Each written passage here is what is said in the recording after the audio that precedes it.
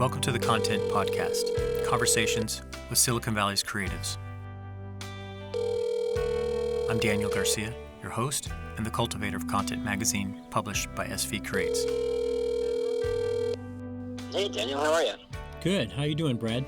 Today we talk with Brad Sanzenbacher. He's a writer, folk lyricist, and a contributing writer to Content Magazine. Cool. As we get started, can you do me a favor? Can you just kind of say who you are and all the various things that you do? All right. My name is Brad Sanzenbacher. I am a freelance writer for Content Magazine. I'm also a public relations professional at WRIKE in downtown San Jose. I'm a folk musician, a weird post-apocalyptic poet, and I do all kinds of creative writing. Yeah, cool. How many books actually have you put out? Is it two? Just one. I've just put out one book called I've Been Semi-Retired Since the Day I Was Born, which I self-published, and it was just sort of just kind of a little fun project. I just kind of wanted to see if I could do it, you know? Yeah, actually, I thought you had another one, but I did really enjoy that one, and I think I've told you this before. I thought it was like a much better book than On the Road, you know? Oh, thank you. Yeah, I really enjoyed it, especially because you had the aspect of music with it, and I felt like you were telling more of a story and a journey with a little bit more purpose than that famous one by Kerouac, which just seemed stupid and repetitive, and I really, yeah. So, yeah, I really enjoyed it, yeah. You know, my guilty confession is I've never finished On the Road. I think I've started it 3 times, and I've never made it more than maybe 20 pages in, not for any reason other than I just sort of put it down and didn't pick it back up. Oh, well, but I know what you mean by the repetitive nature, and it is not an easy book to read, I don't think. Yeah, it's kind of, it's interesting because I would say probably 3/4 of the way through, and I was like, okay, this is it. I'm tired of these characters. Wow, you made it 3/4 of the way through and then got tired of them. That's like the point where you should be invested in them, but... Well, no, it was probably more at half I was tired, and then that extra quarter was like, no, I'm going to stick it out because I've never read this. And then I was like, no, screw it. This is not worth my time. That's like me and Dickens. Every few years I think I'm going to read Dickens, and I think I made it halfway through Oliver Twist or something, but no, I couldn't do it anymore. Yeah, what inspired you to write the book? That's a good question. I just love to write, and I love personal essays. I think that's just a really great and liberating format. And I just started writing these little, like, 3-paragraph, 600-word blurbs about my life that just turned into 10-page little blurbs about my life. And my wife did a accelerator program in Austin, Texas, and so she was gone the entire summer of 2018. So she was gone basically from the beginning of June until end of August, and I just didn't have a lot going on. So it just gave me a project to come home and work on. So it was kind of a fun way to kill some time and tell a story about my sort of half-hearted attempts to become a folk singer. When I was 22 years old, I decided I wanted to be the next Bob Dylan, and I never played an instrument in my life. So it was all about how do you go from scratch to trying to be the next Bob Dylan while also being broke and not necessarily having the innate talent to be the next Bob Dylan, but meeting some strange characters along the way, you know? Yeah, I love the stories where you're going up on stage where you haven't really played before, and it's kind of cool. Yeah, I mean it's fun, and I think it resonated with other people I know that are kind of like I am. You know, we're folk singers at heart, but we also have day jobs, and for either maybe not necessarily lack of talent, but just lack of really putting the full effort into making it as a professional musician. Always sort of dream about that. But yeah, the first few times you go on stage are really terrifying, and there are people who are lucky enough to be delusional to have no idea how bad they are.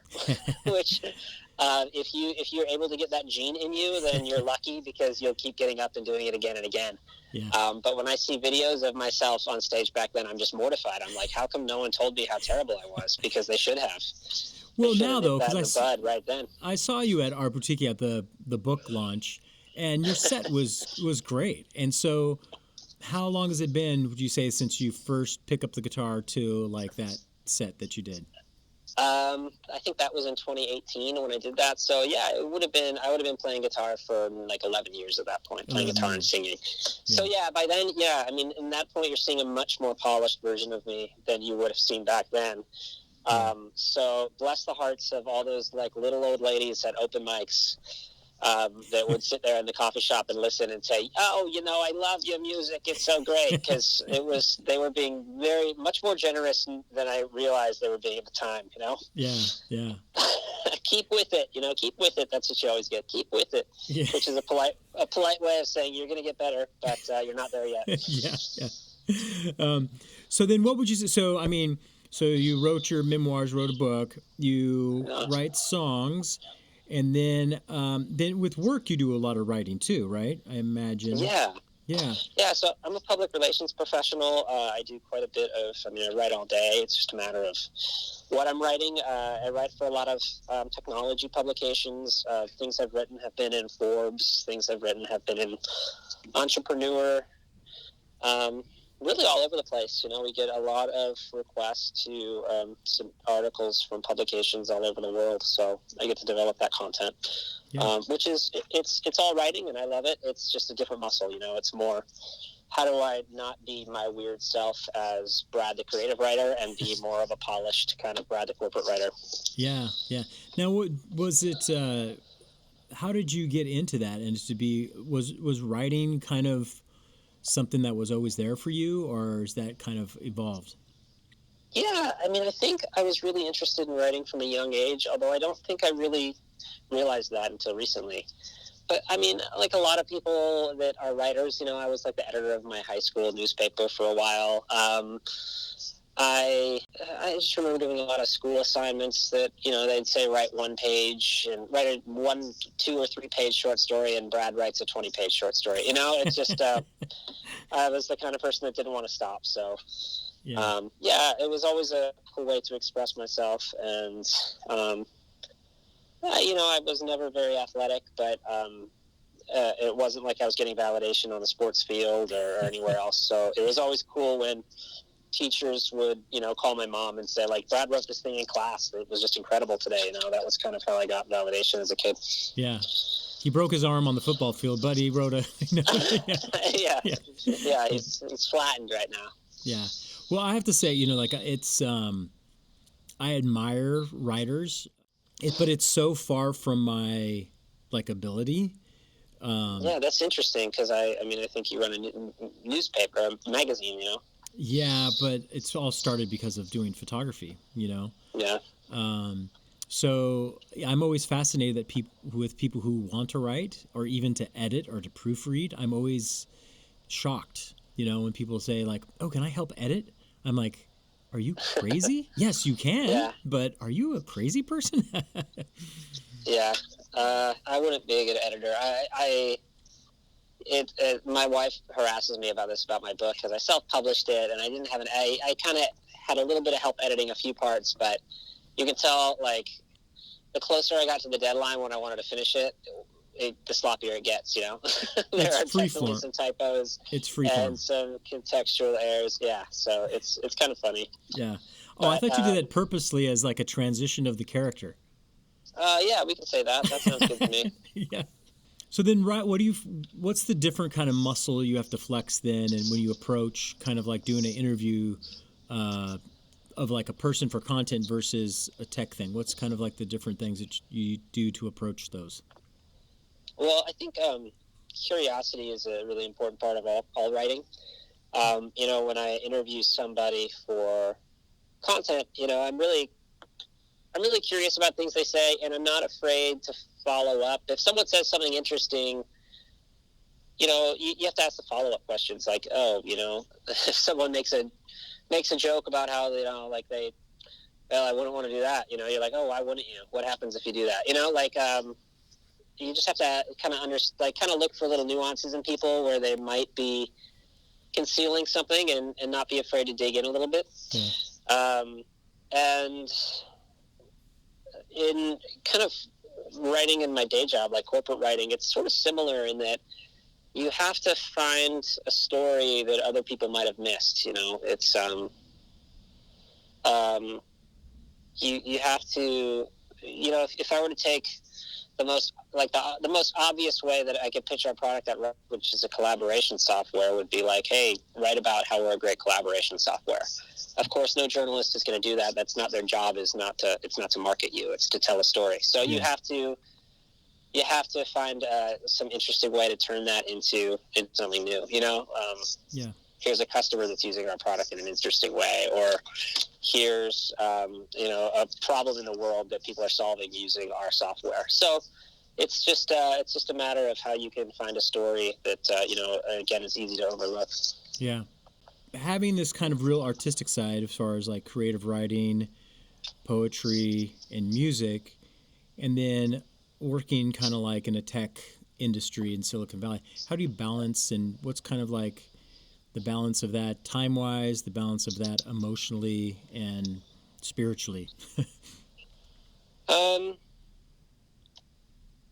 Yeah, that's a good question. I think I tend to be, I think of it as the rising tide lifts all boats, Yeah. If I'm doing work that I'm really excited in at my job, I will come home and write a good song. If I'm writing a good song that I'm excited about, I'll probably go to work the next day and be more excited to do a good job. Yeah. But sometimes as a writer, you go through lulls, or, if things are slow at work and I don't have a lot of projects going on, my mind gets slow, and then I won't write a lot of songs during that time. So I find counterintuitively, when I'm expending the most energy at my day job and kind of being the most creative there, is when I also come home and be the most creative. So it's not necessarily of like, it's like creative energy is not a finite resource. It's not like I use it all day and then I don't have any when I get home. It kind of keeps creating itself. That's really awesome that you say that, because it is. You think it's kind of the opposite, and most people who are kind of juggling, living this area with some sort of corporate job and then have a creative thing, they think, well, if I'm not so tired when I get home from work, then I'll be able to do it. But then they never do it because they're always exhausted from work. Yeah. Rather than probably throwing themselves into their creative expression, probably would make their work a little bit more exciting, vice versa. So, that's kind of interesting. I really love the phrase too that you said about creative energy is not a limited resource, or something along those lines. Yeah, it's not a finite resource. It took me a long time to figure that out, I think. I think I used to be worried about the opposite being true, but I think I'm finally at a place where I see that, if I'm really happy with how creative I'm being in one area, I'm automatically more creative in the others. Yeah, that's cool. Then what's kind of your process for writing a song? How do you come about that? Is it, more the words first, the little hook, or is it? It usually starts with a little hook, like I'll say a funny line, and sometimes the thing that starts the song ends up not even being in the song in the final end, but just a concept. Maybe like, I just wrote this line the other day that made me laugh, and I was playing it on guitar and my wife was laughing. It was, I'm the world's smallest pickle in the world's largest jar.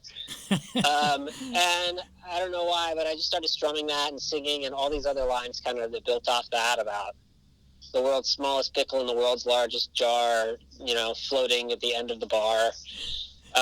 Something about being in my brine, it just was really funny. But I'll probably never play that song on stage, but it just, sometimes just that little line about a pickle just turned into all these funny ideas. But I typically write with the guitar in my lap. I kind of do the music and the lyrics at the same time, and I usually just honestly, I just start strumming and singing, and like 10% of what comes out of my mouth I think is pretty good, and I write it down and keep singing it over and over until I have something to go with it, you know? Yeah, yeah, yeah.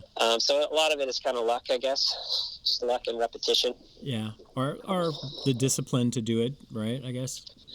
Yeah, that's true. I mean, I write 0 songs when I'm not picking up my guitar at all. So it's, yeah. if I get frustrated because I haven't written any songs, and I look back and I say, well, I haven't really been trying lately. So that's usually the problem. Yeah, that's cool. What's one line in a song that you've kind of released and that you do that you really kind of like, yeah, you know what? I think I really touched something here. Yeah, that's a good question. I have a song I wrote a few years ago that I play out occasionally. It's not on any albums, but the song's called Be Somebody, and it's just like, I don't know, it's just about kind of wanting to be somebody new, which I think we all kind of go through that frustration of like wanting to start over sometimes. And the line is, I've told some crazy stories, I've spun a lot of tales, I caught a couple minnows once and I turned them into whales. I've told so many lies that I've lost track of what is true. I wish that I could be somebody new. I don't know, like that's cool. That's a line that my friend told me he really liked about, you know, just kind of being a bullshitter to the extent that you can't remember what's the truth and what's not. Yeah. I like that. I think you did that at the Art Boutique show. Because I remember that line, which actually, you know, it made me think of this other thing with Bruce Springsteen. I used to really be a big Bruce Springsteen fan. He talks about like all these earlier songs that he was writing, and he never even knew how to drive a car until he was like 25 or something. I watched his Broadway special on Netflix. He told that. He said it was pretty funny how he's writing all these songs about street racing, and he's like, I've never driven a block. Right, exactly. He said, that's like he was the greatest magician or... Yeah, he's like, I've never been, I've written all these songs about blue collar life. He's like, I've never been in a factory floor in my life. Right, exactly. So it's kind of funny that, so it's kind of like telling a lot of tales, you know? Yeah, exactly. That's kind of funny. Yeah, that's cool. With the current kind of like situation of Corona and pandemic and all that kind of stuff, I don't want to harp on it too much, but what's some kind of things that have been challenging you during this time? You know, I found that like working from home is, I enjoy it. I live out in Boulder Creek, so we're out in the mountains. It's beautiful here. Yeah. It's not working from home that's a hard time. It's stopping working from home. Like that line between when do I turn off the computer and put it away. Yeah. It's kind of hard to find that. You know, I'm working till like 5 or you know, it's probably more like 6 or 7 every night. Yeah. And it's just hard to stop. So that's a challenge. But when it's time to stop working, you know, I have pets. I spend a lot of time like walking my dog and trying to get outside a little bit, and playing guitar at night. I'm certainly playing and writing. For the first few weeks, I was just, I don't know if you're a Facebook friend of mine, but I just was publishing weird poems that I was just writing, and those are things that I just write really quickly and don't think about that much. But that's sort of tempered off a little bit, which is good. I think it usually means I'm in a state of despair when I'm doing that frequently. So I am, I managed to calm that down. But yeah, just trying to keep my mind busy, and am doing some songwriting, but I haven't really started anything that I've thought this is really great. Just noodling around and trying to find some new stuff. Yeah. Do you have a kind of like a discipline where you try to pick up the guitar every day or every other day or something like that to kind of keep at it, or how do you do that? I had stopped. I really, for a while, hadn't been playing very much at all. And then ever since we've been working from home, I have been playing every day. Yeah. And if not, sometimes it's just like everyone, just like doing a few minutes of live streaming a day or recording a song and putting it online. Yeah. But sometimes, usually if I pick up the guitar, I don't really play finished songs. I'm starting to write new songs, whether I try to or not. So, yeah, that's been happening a little bit. Yeah. But again, nothing like, it's not like I have anything that's almost done that I could I could share with you. You could sing right now. 1, 2, 3, 4. Maybe someday. Yeah. What would you say kind of like is your kind of like mission or calling, or what do you kind of like what do you feel kind of like your sense of your own life story is? Oh man, I don't know the answer to that question. I think if I was put here for any reason, it was probably to write. I haven't really found that mainstream success as a writer where I'm being read by millions of people. But that would be certainly something that would be nice. But I don't know. It's like I've become more and more at peace with the idea that I probably wasn't put on earth to be a musician, because I'm more of a writer. I'm more of a lyricist than a guitar player. I really can barely play guitar in a lot of respects. So yeah, probably to be some kind of writer. Yeah, cool. Yeah. Yeah, on your music though, like the album that you have like on Spotify, it's really great production, and whoever's accompanying you is like, it's really sounds beautiful. So yeah, that's Kenny Schick, who used to. Do you know Kenny? Oh yeah, I actually do. I used to work with Kenny at a photo lab a bazillion years ago. He does photography and stuff. Yeah, he's from the area. So he and his wife moved to Nashville, Sabina, and but he still does he still is a professional music producer, and he produced those tracks for me. So he's amazing. Yeah, I mean, that's just really just me showing up and singing. I wrote the songs, and he does the instrumentals, and he's really, really talented. Oh, well, did you kind of do your own? Like you just did your vocal and your guitar, and then he took it and added the stuff to it? The guitars on that are him too. Yeah, the way it works with collaborating in Nashville, it's just much faster if he lays it all down. Wow. And I have played my own guitar on records, but it's not my strength. If someone like him can do it much more effortlessly, then I say let them. Wow, that's cool. Have you ever heard of the Wrecking Crew? I've heard of them, but I'm not. That was like the session group, right, from LA? Yeah, the guys that would play on all the songs from probably late 50s and into the 60s and start of the 70s. Like, it wasn't even the band's playing. The band was on tour, and all the studio musicians were doing stuff. They were waiting for the band to come back to put the vocals on top, and that's cool. Yeah, and then it kind of started falling away with the Beatles, and the Stones started bringing a whole different kind of like no singer-songwriter aspect, and even do the recordings, Yeah, totally. I used to. I just read this great book called Dylan, and I think it's called Dylan in Nashville, and it's about the same kind of group of guys that were on all these sessions, but they were based out of Nashville, and they did Blonde on Blonde and a bunch of other records with Dylan.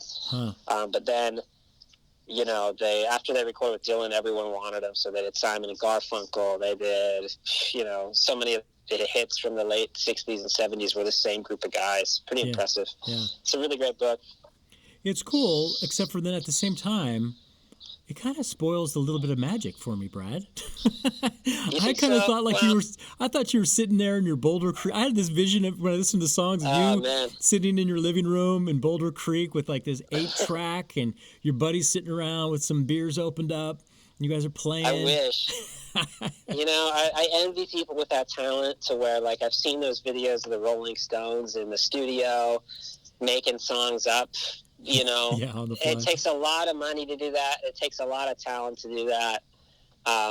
People that have Columbia Records paying for their studio sessions, God bless them, they can spend that time doing it. But when you're an independent artist and you got to fund it yourself and try to sound as best as you can sometimes got to bring in the pros. And that's I used to be kind of embarrassed about it, but it's like, it's what everyone does these days, you know?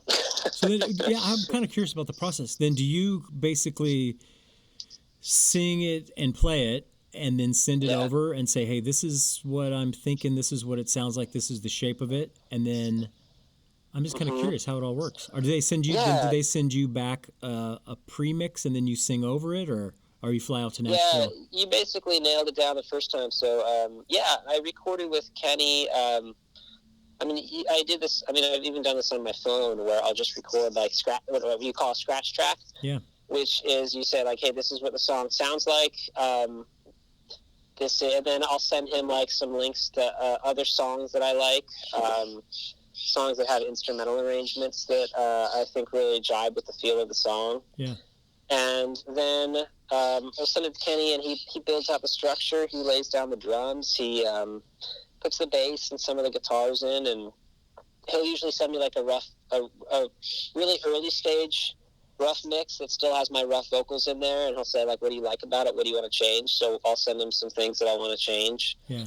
He'll start polishing it up, and then after a few times emailing back and forth over the course of a week or two, you usually have a song that is pretty close to done. And then for the last album, for the last EP I released last year, I flew out to Nashville and did the vocals there. Oh, cool. I'm actually working on a few more songs with him where he had come back to the Bay Area to, I think, visit his mom, and we recorded vocals while he was here. So yeah, that's cool. Yeah, it does take some of the magic away, but it's efficient, and it's cool to work with someone who I know likes my music and has a broad range. Kenny he's a great guitar player. He can play piano. He can play even horns. I think he's a saxophonist first and foremost. So, or maybe clarinet.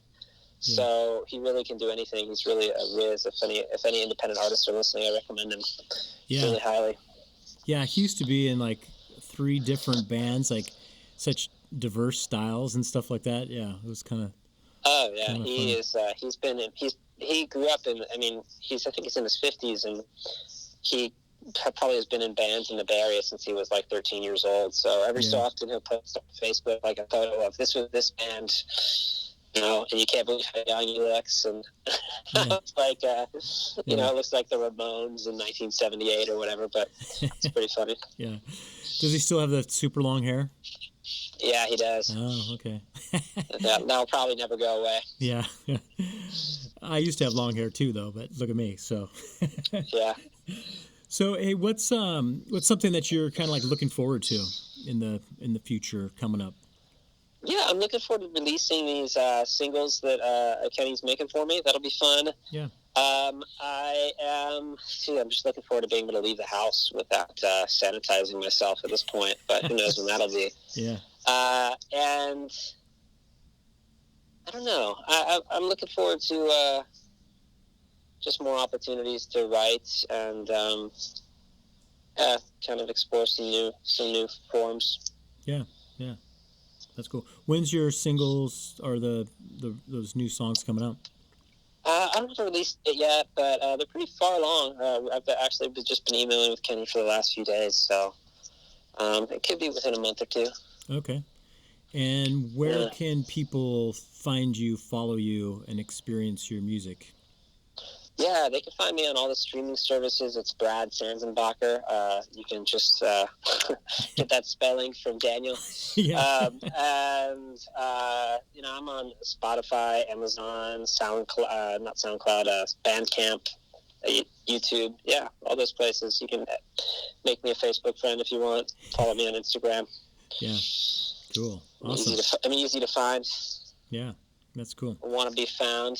You want to be found, want to be discovered. That's another line in one of my upcoming songs that I love is, I saw a runaway priest in a hospital gown. He said, I'm starting to think Jesus doesn't want to be found. That's a very Brad Sanzenbacher line that we'll be hearing soon. Yeah, okay, cool. I'll put that on repeat. I'll make it my ringtone. Yeah. Yeah, cool. Awesome. Hey, last thing, what advice would you give to 2 different categories, because you're creative? One would be if somebody's looking to be a writer, what would be a little tip of wisdom that you give them? And then someone wanted to be a singer-songwriter, what would you say? So those 2 different categories of your life, what's your advice for all of our young listeners? My biggest advice is don't let people gatekeep what you want to do.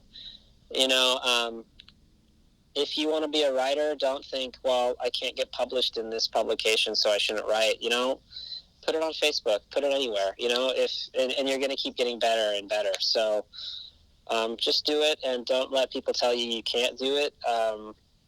certainly not a traditional media editor, because there's a reason those forms are dying off. No offense, Daniel, but just not as close to a lot of those publications aren't as close to how people are consuming media these days. So just do it. And as a singer-songwriter, again, just go to open mics. Don't be afraid to get up there. Acknowledge that nobody was really happy with how they started when they started, and probably still aren't now. So don't think just because you're not the most polished, or even if you don't have a song that you've written that you're proud of, just do it. It's not the worst case scenario is that your life remains exactly the same. Yeah. And that's that's not a hard fall to handle. Yeah. I guess the worst thing is someone's going to come to you and say, "Hey, keep at it." Exactly. If someone says keep at it, tell them to screw off. Yeah. Cool. Awesome, Brad. Well, I appreciate your time. Thank you for being involved in content. I really appreciate your writing, your storytelling, and everything like that. And I appreciate your music and your book too. So I'm looking forward to the next book. When's the next book coming out? That's I'm not working on anything right now, but I think I've never written anything really fiction, so maybe I want to do something fiction. Yeah. But I'm not really far along with anything. But I'll let you know, and thanks for the opportunities to write and be published and tell stories of artists in the community. Yeah, thank you, man. I really appreciate it. Okay, well, enjoy your situation up there on the hill, and hopefully be able to see you in person sometime soon. I hope so too, man. Take it easy. Thanks. Bye. Bye. This episode's music is from Brad Sanzenbacher's 2-song EP, The Crack of Dawn of Time. You can find him on Spotify at Brad Sanzenbacher and on Instagram at Brad Sansfolk. Was a little bit vague as to why exactly I get tried at The Hague. But I know the nighttime is a blanket and it stretches the pole. When I look up at the stars, I wonder who pulled the hole. That's it for me. Thanks for listening to my poem, friends.